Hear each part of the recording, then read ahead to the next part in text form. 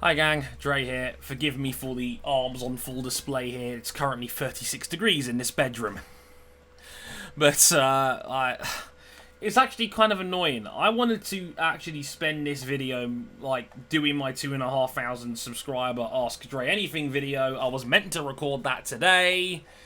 And then Sergio Perez gets the Rona last night.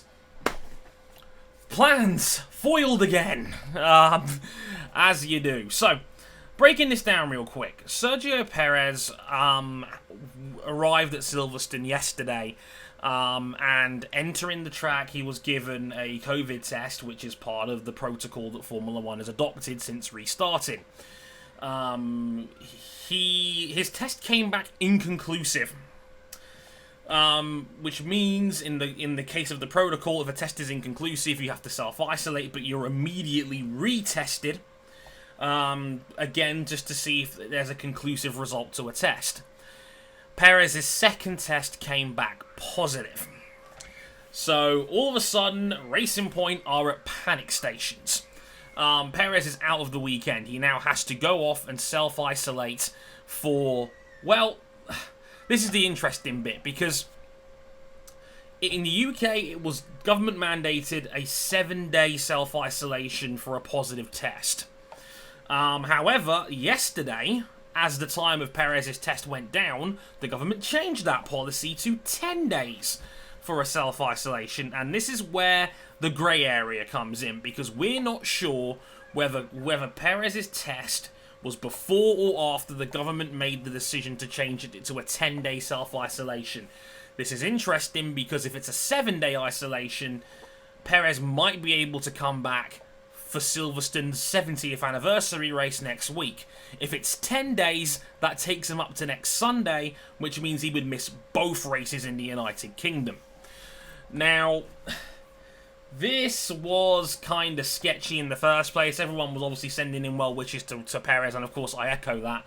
I don't wish ill will on anybody except Piers Morgan. So I do wish Perez a speedy recovery. The team said he is well, but obviously they need him to self-isolate and recover from this before coming back into the paddock.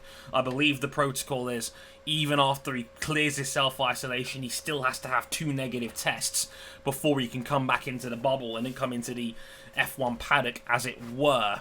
It's a sketchy one, and it doesn't help matters when ESPN Mexico, and let's not forget, Perez is a much, much bigger star in his home country than he is here in the United Kingdom or in Europe. He's looked at on the level of like some of their boxers over there in Mexico. So they haven't got very many elite sporting stars over there. So Perez is a big name back home. ESPN Mexico reported that he'd actually been on holiday in the last few days. In between the Hungarian Grand Prix last week and Silverstone this week. It turns out that in the week and a half or so in between, he was in the Sardinia with his wife. And his wife had put the photos of said holiday on their Instagram account, which she then promptly deleted after he tested positive, and people on social media are very, very quick, almost detective quick, at putting 2 and 2 together on things like that. So yeah, turns out that Checo was on holiday in the Sardinia, a place where there has been a big uptick in cases. Perez today, in fact, claimed that he had, quote, no idea where he could have gotten this from. Nope. None whatsoever. He wouldn't possibly be able to guess, besides that whole, holiday thing. So Perez has come back into the bubble with a positive case. He's also affected 3 members of the team he was in. They've also had to self-isolate because I believe they were assisting him with a simulator run. So they've had to self-isolate as well because they've had direct contact with someone that has tested positive. So yeah, we're now waiting to see whether it's a 7 or a 10-day self-isolation. If it's 10 days, Perez will miss both races in the United Kingdom. A bit of an embarrassing look for Racing Point, a team that's already been dragged through the mud this year with arguably their third big HR scandal of the year. The first one being their car potentially not being legal. The second one, the possibility of terminating Sergio Perez at the end of the season to bring in Sebastian Vettel. And now Perez himself has done a naughty and broken protocol and now come back with a positive test. It reminded me a lot of Jofra Archer, for you cricket fans out there. That you may remember that England had their second, the second of their 3 test series against the West Indies last week at Old Trafford. And in between the first test, which took place at the Ageas Bowl, and the second test that took place at Old Trafford, England fast bowler Jofra Archer went home in between when he was meant to be in a biosecure bubble, which meant all the team was meant to be travelling one way, no stop-offs, no diversions, etc., etc. Jofra went back home to Brighton in between and then joined back up with the team afterwards. Jofra admitted he'd done this, and then he was yanked out of the second test. And was given a formal warning by ECB over his conduct, basically saying, hey, you could have jeopardised the entire series. Jofra tested negative. He didn't actually carry any sort of case, but for safety reasons and obviously not to take any chances, that he had to isolate away from the team until day 5, when with the West Indies team blessing, he was able to practice in the nets on his own, basically. So it's a similar situation to that, quite frankly. So it's a messy one. And so who's replacing Sergio Perez? And there was a lot of speculation about this all over social media within minutes of Perez being ruled out of the weekend. The main name on the pile was Stoffel Van Dorn, Mercedes reserve driver, and Mercedes already admitted earlier this year that they were going to rotate their test drivers, or share them with the other Mercedes-powered teams. The problem with that, though, was that Stoffel Van Dorn's already in Berlin. He's preparing for the 6-race season finale that Formula E is having at Tempelhof Airport in Berlin, starting next week. They've got 6 races going on there to wrap up their 6th season. So Stoffel's off the table, and they're not going to have him break protocol when there's a title at stake. Just so Stoffel can race in a Formula 1 Grand Prix and enter a bio bubble for a week plus, basically. So Stoffel was off the table.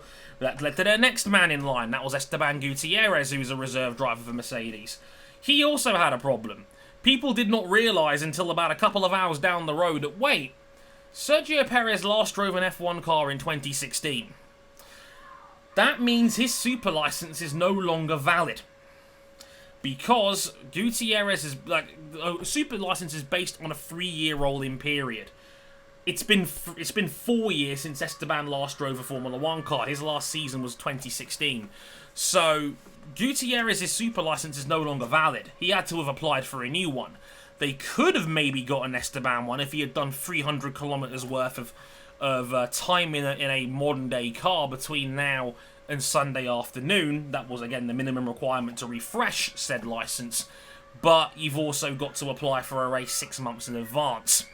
So unless the FIA gave special dispensation, Esteban was not able to race either, and the FIA was not going to do that, so Esteban was out.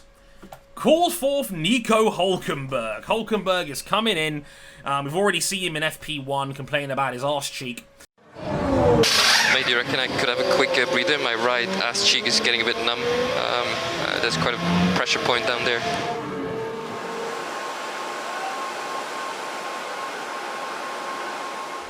And Hulkenberg has come in for the weekend, and maybe next weekend as well. Props to the Racing Point team to get this together so fast. Apparently Nico Hulkenberg was already going to be going to Silverstone anyway this weekend as a pundit for the German TV broadcasters RTL to do their F1 coverage.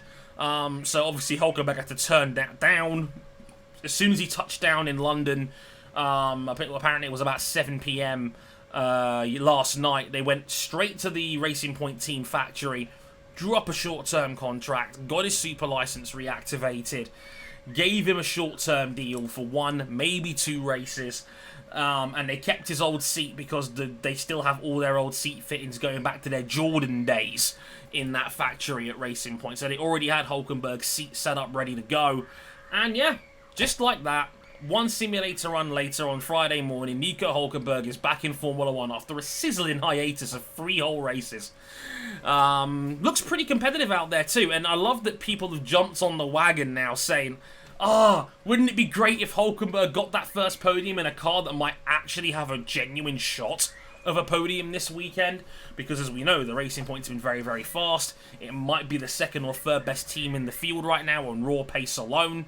And Hulkenberg's always been a solid driver that doesn't make very many mistakes, and is just an all-around consistent, solid driver that you can do a lot worse than Hulkenberg in an F1 seat.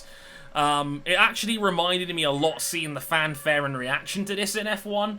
Like, it reminded me of when Tiger Woods won the Masters last year. It's like everybody hopped on the wagon of, oh my god, Tiger's gonna win the Masters, Tiger's back.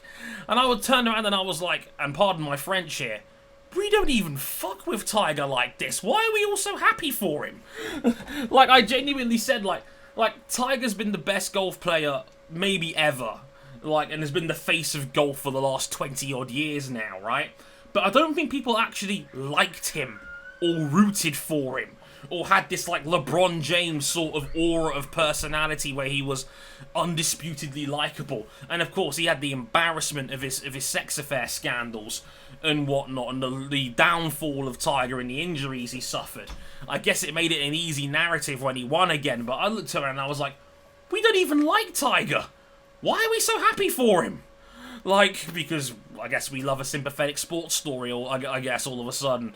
And I think it's the same with Hulkenberg. I don't remember Hulkenberg being that popular. I don't remember that much of Twitter crying for Nico Hulkenberg when he got yeeted out of this team at the end of last season for Esteban Ocon, another guy that a lot of people in F1 were dying to come back after Force India dropped him for Lance Stroll. So, I don't know. I think it's funny that people are now all of a sudden rooting for Nico Hulkenberg.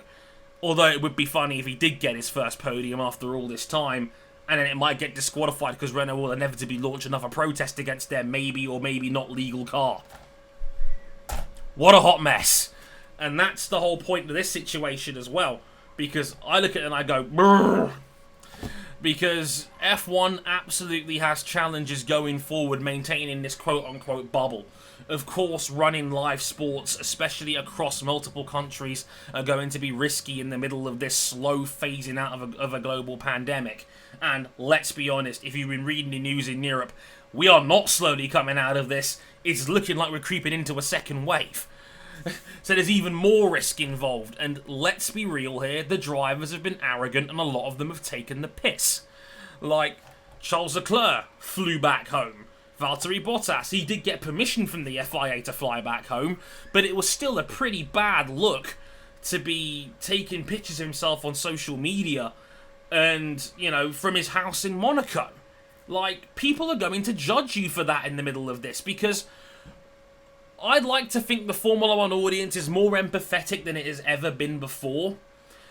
And we know how hard these teams and mechanics and the people on the ground floor have to work to put the show together right now, and they had just come off a triple header where they're working 100-hour weeks, where they can't see their families, where they're flying from one unfamiliar country to another. And I'll be talking about this probably more next week in another video, talking about the pay differences in the field and are F1 drivers underpaid or not. But the point remains, we just had a triple header. And Bottas is posting pictures in his luxury home in Monaco. Oh, but he's doing a COVID test, so that makes it okay. And now we saw pictures of Romain Grosjean in Greece himself on holiday last week with his wife, Marion. And now this is the fourth major incident we've seen, at least publicly, of a driver that we now know has gone to a different country and not followed the path that F1 has taken to try and keep this quote-unquote bubble intact. And it's a bad look for everybody involved. And the FIA may have to go out of its way to produce more sternly written warnings and punishments if drivers keep taking the piss, because this is embarrassing for everybody that one of your headline drivers has now got the Rona and put everybody potentially at risk. We've seen it in Miami with Major League Baseball about how the Marlins had an outbreak and had 19 active cases. The St. Louis Cardinals in baseball had the exact same drama unfold as we speak that led to their game getting called off tonight. And the mess with the reserve driver situation doesn't help either, when the number 2 name on the list for guys to fill in for Mercedes is a guy that doesn't have a super license. And I get it, people love the super license because I know it's designed to weed out some of the pay drivers we don't want to see in F1 seats, and we only want to see the cream of the crop get to the top. Maybe that ought to have been waived in this pandemic and have a shorter, easier way to jump the queue, because the way this is right now, you've let it get to a point where only a handful of guys can fill in, even less can fly in on short notice, and even less of them are able to drop their short-term already obligations they may have in place to drive a Formula 1 car that weekend. Like the Robert Schwartzmans of the world, or the Louis Delatrasses of the world that have already got super licenses and whatnot. Or people like an IndyCar, because I know Alex Rossi was joking and teasing about this possibility of going over there. Or Nick Cassidy, who joked about flying into Silverstone. Do you see what I'm getting at here? The whole thing is a bit of a mess. I think Formula 1 had quite an arrogant attitude, thinking that there was no way in hell a driver was going to actually contract a case, until it actually happened, and it's now led to this media frenzy, big old media circus. Racing Point's got egg on its face. Hulkenberg's had to be roped in last minute, and goodness knows what would have happened if Hulkenberg was not available that weekend. Man's lucky he's at home putting his feet up, enjoying his pseudo-retirement. And goodness knows what would have only happened next. And yeah, there's a lot to untangle here, but let me know what you make of the situation down below in the comments, what you make of Hulkenberg and Perez, and obviously his case, and Hulkenberg replacing him, and all of this malarkey about a bubble and COVID-19, etc, etc. I'd love to hear your thoughts in the comments as always. I've been Dre, thank you very much for watching, and I'll catch you back, hopefully for an actual Q&A video, unless something else silly happens over the course of this weekend. Sayonara.